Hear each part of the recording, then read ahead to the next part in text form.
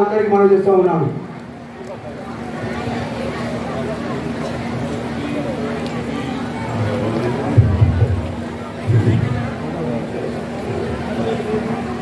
उपस्थित सभी भाई और बहनों, जय भीम है आरपीआई का नारा। जय भीम है आरपीआई का नारा, इसलिए जाग रहा है भारत सारा। परम पूज्य डॉक्टर बाबा साहब अम्बेडकर जी है अपने देश में चमकने वाला तारा।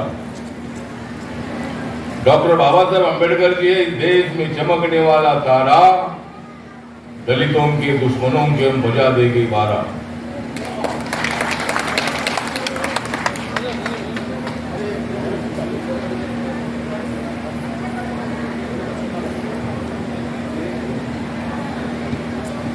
आंध्रा से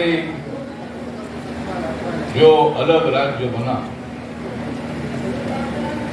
आंध्रा से जो अलग राज्य बना, उसका नाम है तेलंगाना।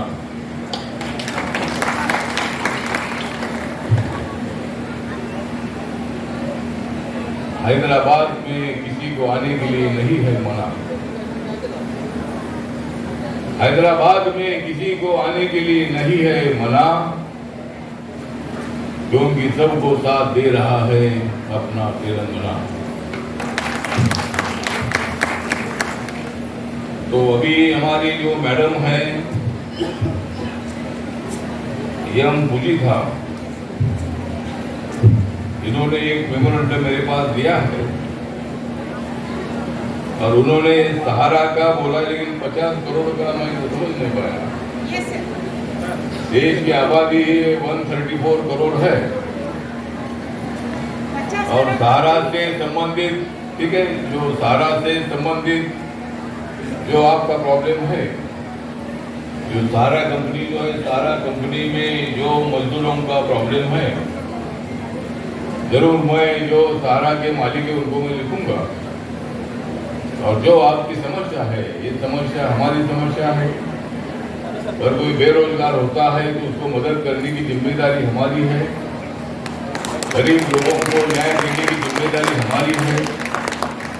जिन पर भी अन्याय होता है उसको न्याय देने की जिम्मेदारी मेरी है, मेरे मंत्रालय की है। मेरे मंत्रालय का नाम ही सामाजिक न्याय और अधिकारिता मंत्रालय है। जरूर आपने मेरे पास जो मेमोरेंडम दे दिया है, आपकी भावना बहुत इम्पोर्टेंट है। इतने लोगों को अगर बेरोजगार किया गया होगा तो इसमें ध्यान देने की जरूर आवश्यकता है और जरूर मैं इसमें ध्यान दे दूंगा। तो आज रिपब्लिकन पार्टी ऑफ इंडिया की ओर से तेलंगाना राज्य का सामाजिक न्याय चैतन्य सम्मेलन आज यहाँ हैदराबाद में हो रहा है। मुझे बहुत बड़ी खुशी है कि हॉल में कम से कम 95-96% हमारी महिलाएं नजर आ रही है। महिलाओं में इतनी जागृति पैदा करने का काम रिपब्लिकन पार्टी के द्वारा हो रहा है। यहाँ हमारे प्रदेश के अध्यक्ष रवि कुमार पसुला जी, उनकी अध्यक्षता में पहली बार ये प्रोग्राम यहाँ हो रहा है। उसमें महिलाएं लाने का काम या हमारे सुधाकर गड्डम जो है, सुधाकर गड्डम जी ने काफी महिलाएं यहाँ लाई है और हमारी महिला विंग की स्नेहलता और रोजा रानी, इन्होंने भी मतलब यहाँ महिलाएं लाई हैं। और महिलाओं को मतलब न्याय मिलना चाहिए, महिलाओं पर होने वाले अत्याचार को रोकना चाहिए, महिलाओं को प्रॉपर्टी में समान हिस्सा मिलना चाहिए। महिलाओं को जिस तरह लोकल बॉडीज में आरक्षण मिला है, उसी तरह लोकसभा में और विधानसभा में महिलाओं के लिए आरक्षण मिलने की आवश्यकता है। 30% आरक्षण महिलाओं को मिलना चाहिए। ये बिल अभी तक पार्लियामेंट में पेंडिंग है। जरूर हमारी सरकार महिलाओं को 1/3 आरक्षण देने के बारे में माननीय मोदी जी की सरकार भविष्य में जरूर विचार कर सकती है और महिलाओं को न्याय देने के लिए हमारी कोशिश जरूर हमारी होती है। जहाँ हमारे जो सही है हमारे ब्रदर, जो हमारे बहुत दिनों से है हमारे ब्रदर, उनका नाम है ब्रदर जी, हमारे बहुत अच्छे मित्र भी रहे हैं, बहुत उन्होंने संघर्ष किया है, बहुत दिन तक कभी जेल में भी रहे हैं और जय भीम का नारा बुलंद करने के लिए, दलितों को न्याय देने के लिए उन्होंने बहुत बड़ा संघर्ष किया है और आज जो हमारे बीच में है इसका मुझे बहुत बड़ा अभिमान है, बहुत बड़ा गर्व है। तो आप एक अम्बेडकराइट लीडर के रूप में जरूर हमारे आरपीआई को आपका सहयोग मिलेगा। तेलंगाना में, आंध्रा में आपकी अपनी पार्टी जो है और भी ज़्यादा मजबूत हो सकती है, इसलिए आपका सपोर्ट भी हमें मिलना चाहिए। जहाँ हमारे परम एवं शिवा नागेश्वर राव गौड़, ये गौड़ समाज के हैं, लेकिन ये जय भीम का नारा देते हैं, बाबा साहब अम्बेडकर जी का नारा देते हैं और सभी जाति वर्गों के लोग अपने साथ है। तो एवं शिवा नागेश्वर राव ये भी यहाँ मौजूद है। हमारे आंध्र प्रदेश के अध्यक्ष जो ब्रह्मानंद रेड्डी है, ये रेड्डी समाज के हैं, लेकिन ये जय भीम का नारा देते हैं और ये भी रिपब्लिकन पार्टी में है। और बाबा साहब का मिशन यही था कि दलित और सवर्णों को, दलित और ओबीसी को, दलित और माइनॉरिटीज को जोड़ने का काम होना चाहिए। अपने देश में एकता होनी चाहिए। अपने देश में तिरंगा झंडा लहराना है तो भारत देश एक होना चाहिए और हमारे जाति से, धर्म से, भाषा से भारत देश हमारे लिए बहुत बड़ा देश होता है और हम भारत के लिए बलिदान देने के लिए तैयार है।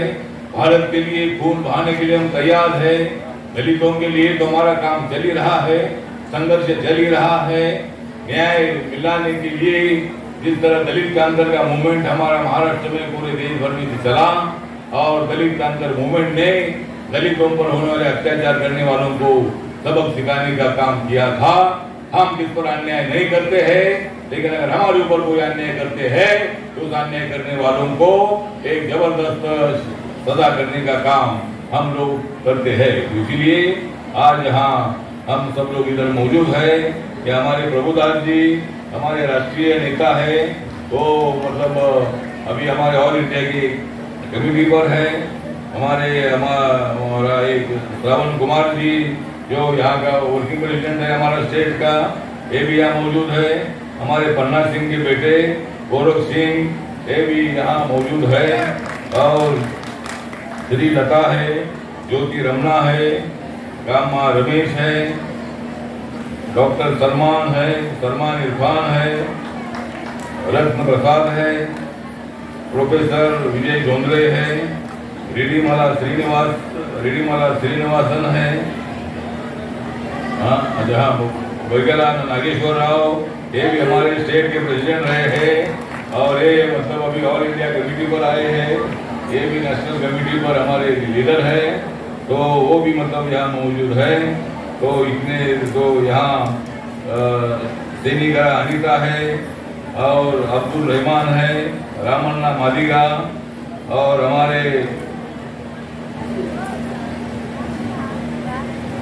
शिवराम मल्लू है, हमारे बिशप जी है, सिंगम नहीं बिशप सिंगम बिशप हमारे सिंगम जी है, रसूरी चंद्रशेखर है, कांतर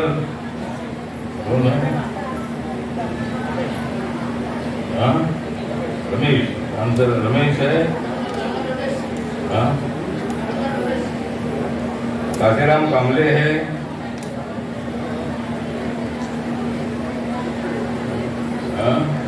ठीक है। तो बहुत सारे लोग यहाँ नेता लोग मौजूद है और रिपब्लिकन पार्टी को गांव गांव में खड़ा करना है, रिपब्लिकन पार्टी में तहसील में खड़ा करना है, रिपब्लिकन पार्टी का सब यूनिट हर जिले जिले में करना है।